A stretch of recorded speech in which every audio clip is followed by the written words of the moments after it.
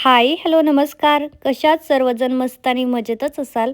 मी काजल तुम्हा सगळ्यांचं परत एकदा आपल्या आजच्या व्लॉगमध्ये अगदी मनापासून स्वागत करते.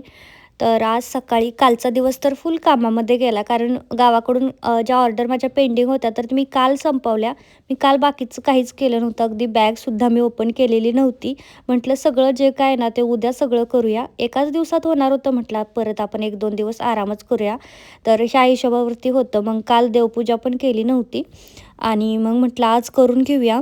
तर माझ्या ना पंढरपूरला गेलेल्या व्हिडिओवरती ना खूप साऱ्या कमेंट आल्या होत्या, खूप साऱ्या, की असं झालं, तसं झालं वगैरे. तुम्ही जर तो व्हिडिओ बघितला किंवा त्याच्या कमेंट वाचल्या तर तुमच्या लक्षात येईल. तर मी काय नास्तिक वगैरे काही नाही आहे. जेवढा तुमचा नसेल ना त्याच्यापेक्षा कितीतरी पट जास्त माझा देवावरती विश्वास आहे. पण मी त्या व्हिडिओमध्ये मला काय सांगायचं होतं आणि तुम्ही काय समजून घेतलं ते मला काही कळलंच नाही. तर असं अजिबातच नाही आहे. माझं एक जेन्युइन तिथं गेल्यानंतरचं मत होतं, की तिथं थोडीशी अस्वच्छता होती आणि थोडी साफसफाई जास्त पाहिजे होती, स्वच्छता पाहिजे होती. मी एवढं एकच मला त्यातून सांगायचं होतं त्या व्हिडिओच्या मार्फत. पण खूप जणांनी गैरसमज करून घेतला, की बाकीची लोकं काही वेडे आहेत का म्हणून इथे येऊन अंघोळ करतायत वगैरे. तर माझा जितका देवावरती विश्वास आहे ना, मला वाटतंय खूप म्हणजे आहे. तर त्यामुळे ना असं अजिबात नाही आहे. जर असं असतं तर मी गेली असती का? अजिबातच नसती गेली. आणि आपण तिथं जायच्या आधी ना आपल्या मनामध्ये एक इमॅजिन असतं, की आपण म्हणतो ना, मी पहिल्यापासून नाही गेली तर तिथे असं असेल किंवा आपण व्हिडिओ बघतो तर व्हिडिओमध्ये असं दिसतंय, मग ते की मालिकेमध्ये तसं दिसतंय तर ते तसं असेल. कदाचित अधिक महिन्यामुळे गर्दी असेल आणि त्यामुळे तिथं थोडंसं जास्त लोकांचं प्रमाण वाढल्यामुळे तिथं असं असेल असं मला वाटलं. बाकी ना माझं असं काही मत नव्हतं किंवा मी तिथं काही नावं ठेवून आली नाही, देवालाही काही बोलली नाही. मी जे बोलली मनात ते मी लगेचच तिथं देवाला माफी पण मागितली, की बाबा माझ्याकडं तोंडून गेलं. पण जे खरं आहे ते आहे. देवालाही वाटत असेल ना, की थोडंसं साफ ठेवावं, थोडंसं हे ठेवावं. आता तुम्ही फक्त व्हिडिओ बघताय, पण जे तिथं गेलेत अधिक महिन्यामध्ये किंवा जाऊन आलेत त्यांनी ते नोटीस केलं असेल. त्यांना काय मला हे सगळं सांगायची गरज आहे असं मला वाटलं नाही. मी फक्त अंघोळ केली नाही, पण याचा अर्थ असा नाही की मी पाण्यामध्ये काहीच म्हणजे केलं नाही. मी हातपाय धुतले, त्याच्यानंतर पाणी अंगावरती थोडंसं घेतलं आणि तेवढंच मला बस वाटलं, जेवढं आपण म्हणजे पाहिजे होतं तेवढं. तर ज्यावेळेस आम्ही तिथून बाहेर आलो ना, तर तुम्ही तिथे जा, तुम्ही बघा, नोटीस करा. कदाचित तुम्ही तिथं गेला असेल ना, तेव्हा तिथं तसं नसेल, आता असेल म्हणून मी तसं बोलले. आणि मला असं काही वाईट बोलायचं नव्हतं. माझ्याही देवघरामध्ये विठ्ठू माऊलीची मूर्ती आहे आणि जे की मी खूप माझीही श्रद्धा आहे. असं नाही आहे की माझी श्रद्धा नाही आहे वगैरे. आणि तिथं मी ज्यावेळेस गेली होती की नाही, ज्यावेळेस आम्ही पहिल्यांदा नामदेव पायरीचं दर्शन घेतलं. तिथं तुम्ही जा, स्वतः नोटीस करा, मगच तुम्ही मला कमेंट करा, असं मी तुम्हाला सांगेन. उगाच मी सांगितल्याने काहीच होणार नाही. आणि आम्ही ज्यावेळेस वरती गेलो होतो सीडी चढून दर्शनाकडे, तर तिकडचं एकदम छान होतं, सगळं छान होतं. पण तिथे इतकी गर्दी होती की आम्हाला दर्शन नाही घेता आलं.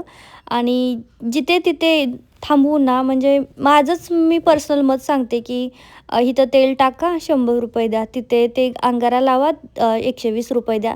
आणि ते लोकं 50, 10, 20 असं घेतच नव्हते. डायरेक्ट 100, 120, 150 असे घ्यायचे ते पैसे.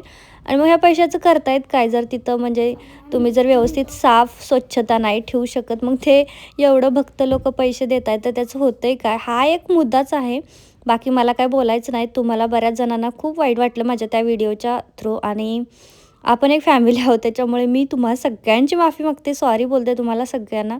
कारण मला असं बोलायचं नव्हतं. माझी तुमच्या आहे त्याच्यापेक्षा खूप जास्ती श्रद्धा आहे तिथे देवावरती. त्यामुळे मला असं काही बोलायचं नव्हतं आणि त्याचा वाईट गैरसमजही करून घेऊ नका. माझं एक मी मत सांगितलं फक्त. आणि आपल्याला आपलं मत मांडण्याची पूर्ण म्हणजे आहे, अजून तरी आहे बरं का. त्यामुळे आपण मांडू शकतो आपलं मत. तर ठीक आहे, जास्त नको बोलायला. तर माझं देवघर वगैरे आता मी इथं साफ करायला काढलं होतं आणि मी इथं म्हटलं आता पूर्ण पुसून घेऊया. जेव्हापासून मी हे घेतले ना, तेव्हापासून मी त्याला असं धुतलेलंच नव्हतं. म्हणजे तिथंच होतं. हां, पुसून घ्यायची, स्प्रे वगैरे मारायचे बॉटलने आणि थोडंसंच पुसून घ्यायचे. पण असं काढून खोलून नव्हतं वॉश केलं. तर म्हटलं आज करून घेऊया. म्हटलं आज छान अशी देवपूजा करून घेऊ. तर मी खरं सांगते तुम्हाला, माझा खूप जास्ती विश्वास आहे देवावरती. आणि मी अंधश्रद्धा नाही मानत की ह्याच्या अंगात ते भूत लागलं आणि ह्या आणि त्या आणि गोष्टी, तसं मी मानतच नाही त्या गोष्टी, पहिल्यापासूनच नाही मानत. आणि मला दुसऱ्यांनी जरी बोललं ना, मला ते आवडत नाही. पण आपण म्हणू शकतो का त्यांना की तू हे करू नको? नाही म्हणू शकत. आपण त्यांना तुमच्या मताप्रमाणे वागा असं म्हणू शकतो. आणि माझा निगेटिव्ह एनर्जी, पॉझिटिव्ह एनर्जी याच्यावरती तर 200% विश्वास आहे. म्हणजे मला असा काही वेगळा अनुभव आलेला नाही आहे. पण तुम्ही जर माझ्या दमनमधले आधीचे व्हिडिओ बघितले, बरेच जण आता बघतही असतील, तर मी आधीच्या व्हिडिओमध्ये बघा सतत सांगायची की मला रात्रीची व्यवस्थित झोप लागत नाही किंवा अशी वाईट वाईट स्वप्न पडतात. इतकंच नाही तर असं फॅन खाली माझ्या अंगावरती तुटून पडला किंवा असं कोणाला काय झालं किंवा असं दचकून उठणे, झोपेतच चावळणे, असल्या गोष्टी माझ्यासोबत व्हायच्या तिथं. पण इथं या रूमवरती आल्यापासून ना मला एकही दिवशी मी चावळलेली नाही आणि एकही दिवशी मला वाईट स्वप्न पडलेलं नाही. एकही दिवशी मस्त झोप लागते. आणि आमचा काल परवाच विषय झाला, तुमच्या कमेंट वाचूनच आम्ही वाचत होतो कमेंट. तर रुद्रचे पप्पा म्हटले, "हो अगं, असं असू शकतं. इथं आल्यापासून तू एकदा पण नाही चावली. मी तुला एकदा पण शांत नाही केलं. नाहीतर आधीच्या रूमवरती सारखं ते मला शांत करत राहायचे." तर ठीक आहे, जाऊ द्या. गावाकडून ना एक गोष्ट मी सतत आणायची म्हणते, ते म्हणजे हे कुंकू. कारण इथलं कुंकू आहे, पण लावलं ना ते लगेच उडून जातं. कपाळावरती सुद्धा राहत नाही ना देवाला. पण हे जे घरचं आपलं कुंकू असतं ना, हळदी कुंकू, म्हणजे अख्ख्या दिवसभर ते राहतं. अगदी वरचं निघून गेलं ना, तर ते लाल जो असतो ना आपला टिकलीसारखा पाडतो, तो दिवसभर एवढा अंघोळ केली तरी ती निघत नाही. एवढं जास्त छान आहे आणि हे मला इतक्या दिवसापासून आणायचं होतं. मी बऱ्याचदा इथं विकत घेतलं, पण प्रत्येक वेळी गावाला गेलं ना विसरायचे. पण यावेळेस रुद्रेश पप्पा मला सोडायपुरते आले होते. मग ते सोडून मला रिटर्न येताना मी त्यांच्यापाशी त्या सर्व गोष्टी दिल्या होत्या, ज्या मला आठवत होत्या. म्हणजे आठवून दिल्या होत्या. ज्यावेळेस आम्ही दोघं सोबत येत असतो ना, त्यावेळेस मग मलाही कळत नाही, मीही कन्फ्यूज होऊन जाते की नेमकं काय घ्यायचं, काय नाही. पण ते आधी आले त्याच्यामुळे मी त्या सगळ्या गोष्टी त्यांच्यापाशी दिल्या. आणि दोघं असताना बॅग पण असते, त्याच्यामुळे त्यांना बॅग पकडावी लागते म्हणून मी लक्ष देत नाही.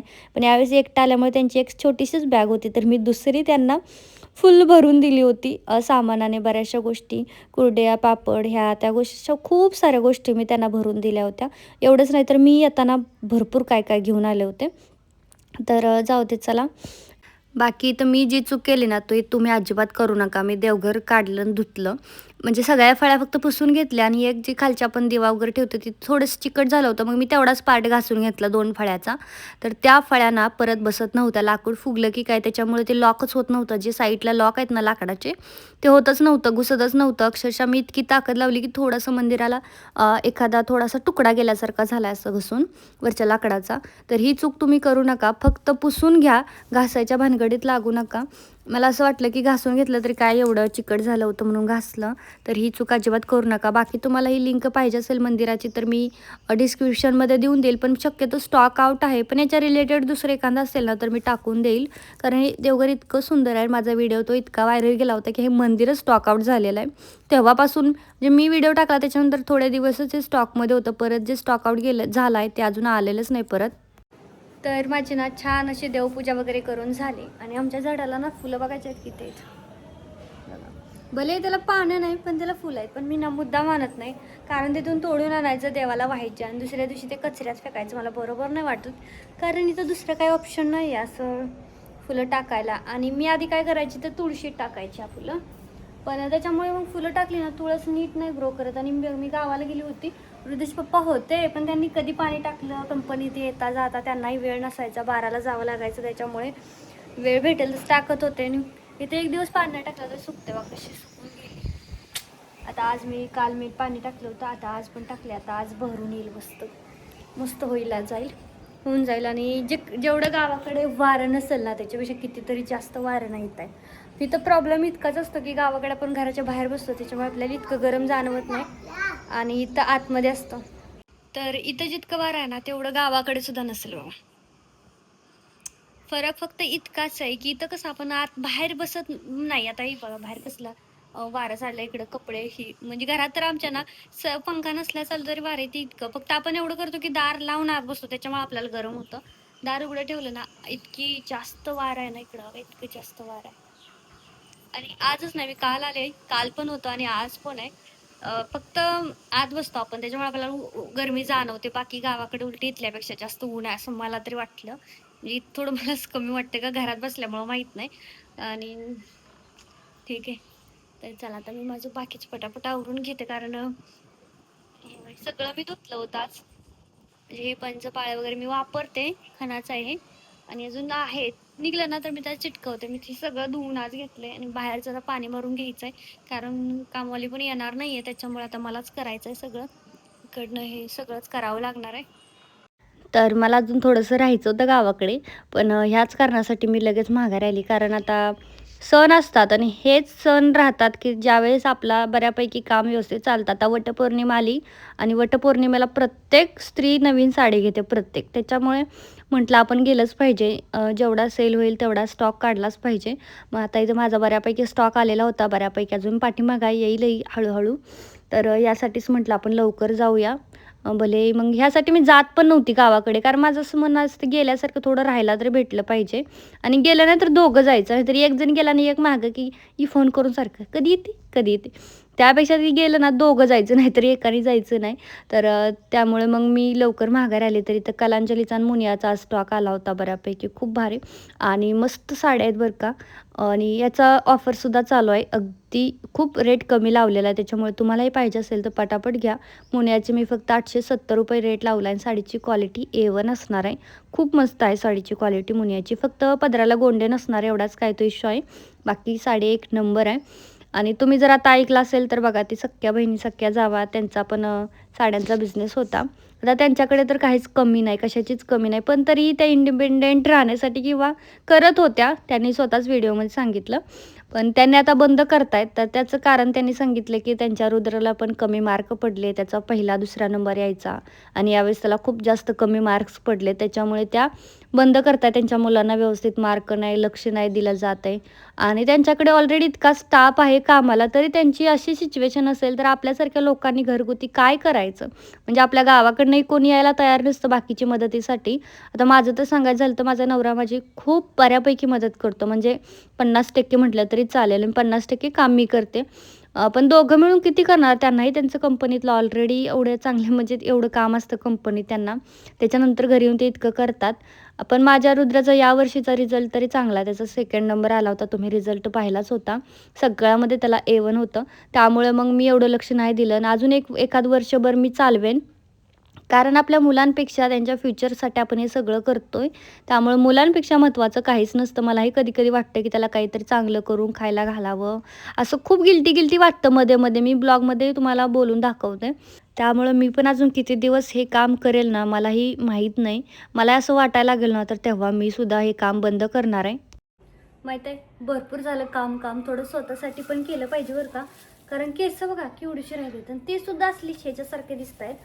म्हणून ना प्रोटीन पॅक लावते केसांना, गरजेचं आहे. कारण मेहंदी आपल्याला सहन नाही होत, कमीत कमी हे तरी सहन होईल.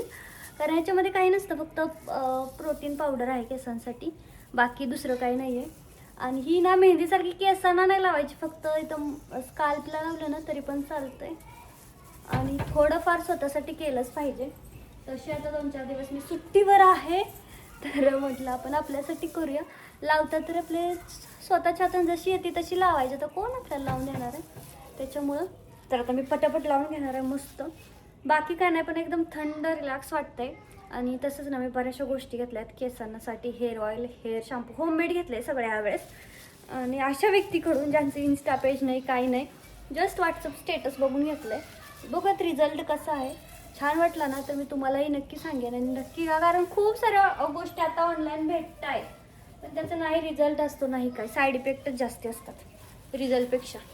त्याच्यामुळं तर आता मी पूर्ण लावते केसांना आणि अर्धा 1 तास ठेवून मग वॉश धुवून घेणार आहे केस. कारण मला रात्री तेल पण लावायचं आहे आणि उद्याचे दिवस सारा परत सोमवारपासून आपल्याला लागायचं आपल्या कामाला. त्याच्यामुळं म्हटलं आली गावाकडून म्हणून म्हटलं आता 2 दिवस आराम करावा, नंतरच कामाला लागावं. कारण वटपौर्णिमा येते, आषाढी एकादशी येते, तोच पण स्टॉक रेडी करायचा आहे आणि तो रेडी करणं लई जास्ती गरजेचं आहे. कारण तो द्यायचा आहे, पाठवायचा आहे दिल्लीला. त्याच्यानंतर तो दिल्लीवरून माझ्याकडे महागारी कधी यायचा, ह्याच्यामध्ये भरपूर वेळ जाईल. तर मी आता उद्याच म्हणजे मंडेलाच तो रेडी करेन, नाहीतर शक्य असेल तर संडेलाच करून येईल. उद्या संडे, परवा मंडे, तरी 2-3 दिवसात मी तो माझा स्टॉक आहे ना रेडी करून घेणार आहे. मला द्यायचा आहे तो, त्याच्यामुळे द्यावाच लागणार आहे काय पण असेल तरी. चालतं आहे, पटपट लावून घेतात. माझा जास्त झाला म्हणून मी खाली पण केसांना लावते, कारण खूपच जास्त झाला. अर्धा वापरायला पाहिजे होता. मला वाटलं सगळाच यूज करायचा आहे, आणि आपली केस बघून लावा, कारण जास्त होतंय मग. आणि आता संपत नाही. रुद्रचे पप्पा असते तर मी त्यांनाही लावून दिला असता. आता त्याचं काय करू, इतका उरून राहिलाय तर मी लावते पटपट. इतका मोठा बाउल भर. तर मस्त असं लावलंय, मला जसं जमतंय तसं लावलंय. मी लावू नये अजून एवढं बाकी आहे. तर मी ह्याचं करू काय, एवढं भरभरून लावलंय. आणि माझ्या इथं सांडलं होतं तर मी नुसतं साफ केलंय. तर याचा कोणताही कलर येत नाही. एक नॅचरल प्रोटीन पॅक आहे केसांसाठी, दुसऱ्या याच्यात काही नाही. त्यामुळे बिंदास्त लावू शकतो. आणि ज्यांच्याकडून घेतले ना त्या म्हटल्या की महिन्यातनं एकदा लाव, तुझे केस बघ कसे होत आहेत छान. मला काय वाढावी, लांब सडक एवढी असं माझी काही इच्छा नाही. फक्त दाट असावीत आणि थोडीशी हेल्दी असावी असं वाटतं मला. एकदम अशी चुटकी एकदम पातळ राहतात ना एकदम केस, तशी नाही पाहिजे. ही मेहंदी लावताना जर तुमच्या बोटाला तुमची केस असे खरखरीत वाजत नसतील, होत नसतील, म्हणजे नॉर्मली मेहंदी किंवा प्रोटीन पॅक असं नॉर्मल लावता येत असेल तर तेव्हा मला तुमची केस हेल्दी आहेत. माझं तर असं केस ओढल्यासारखं वाटतं. मला असं वाटतं मी जशी मी असं लावते पॅक तर माझे केस तुटून येत आहेत बाहेर. अशी जर सिच्युएशन असेल ना तुमच्यासुद्धा केसाची तर समजायचं आपली केस अगदीच अनहेल्दी आहेत, जसं की मला वाटत होतं. लावलं. हे बघा पोरं बघा भेटायत का. ए क्यों मार रहा है रे मोर का, क्यों मार रहा है तो, तिथून मारतोय तो. ए रुद्दू हे बघ मोर आलाय, मोर उधर देख. तर मोर आलाय, म्हणजे मोर रोजच येतो. आजी आहेत खाली, मराठीच आहेत. आजी खायला टाकतात मोराला तिथं म्हणून येतोय. आणि ही पोरं आहेत की त्याच्या महागं लागतायत. गेला.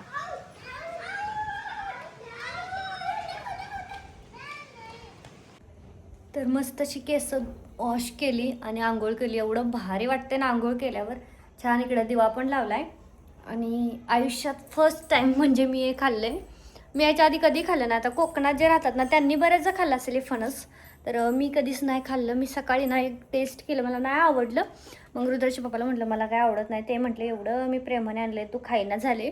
मग त्याने स्वतःच संपवलं, अर्ध ठेवलं त्यांच्याच्याने राहिले. पण मी ज्यावेळेस आता थंड फ्रीजमध्ये खायला गेले एकाच खाल्लं तर मला आवडलं, छान वाटलं. कदाचित सकाळी थोडं गरम होतं ना त्याच्यामुळे तसं वाटत होतं. पण आता थंड झाल्यामुळे ना त्याची टेस्ट छान लागते, मला आवडले हे. सकाळी नव्हतं मला एवढं खास वाटत. लहानपणी माहीत नाही मी कधी खाल्लं एक नसेलच खाल्लं. आमच्याकडे कुठून येणार माळात असलं फणस वगैरे. पण मला जसं कळते तसं तर मी नव्हतं खाल्लं. फर्स्ट टाईम खाल्लं, छान वाटलं. आज सकाळी नव्हतं पण थंड झाल्यावर छान वाटलं. म्हणजे काही गोष्टी फ्रीजमध्ये ठेवल्यानंतर छान लागतात हे मला आज कळलं. बाकी मस्त वाटलं. थोडंसं मला अजून थोडं गोड पाहिजे होतं पण टेस्ट छान आहे. थंड झाल्यामुळे ना जास्ती टेस्ट येते गरमीच्या सीझनमध्ये. बाकी रुद्र गेला खेळायला ना. आपला नवीन पण स्टॉक आलेला आहे साड्यांचा. ज्यांना पाहिजे पटापट बुकिंग करा वटपौर्णिमेसाठी खास मस्त.